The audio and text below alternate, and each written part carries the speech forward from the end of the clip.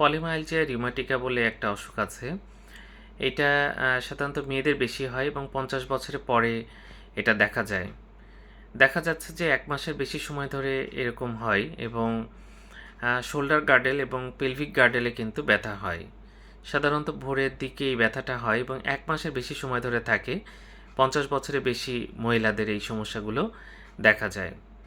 তো এদের ইএসআর বেশি পাওয়া যায় এবং এই অসুখের সাথে জায়ান্ট সেল আর্টারাইটিস বলে একটা অসুখের মিল আছে, যেখানে মাথার একদিকে প্রচণ্ড ব্যথা হয় এবং এর ফলে চিকিৎসা না হলে কিন্তু এখানে রোগী অনেক সময় অন্ধ পর্যন্ত হয়ে যেতে পারে। জায়ান্ট সেল আর্টারাইটিসের সাথে এটার একটা রিলেশন আছে।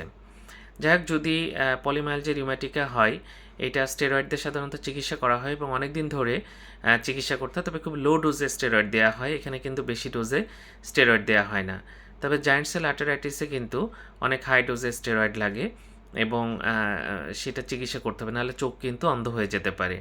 যা 50 বছরের বেশি কোনো ভদ্রমহিলার যদি ঘাড় ব্যথা এবং দেখা যাচ্ছে কোমর ব্যথা এবং ভোরে মর্নিং স্টিফনেস, সকালে উঠে বলবে প্রচণ্ড এগুলো স্টিফ হয়ে আছে, তার সাথে যদি দেখা যাচ্ছে 1 মাসের বেশি সময় ধরে এরকম হচ্ছে, তাহলে আমরা পলিমাইলজিয়া রিউমাটিকা চিন্তা করব। এক্ষেত্রে ইএসআর সিআরপি এগুলো কিন্তু অনেক বেশি বেড়ে যায়।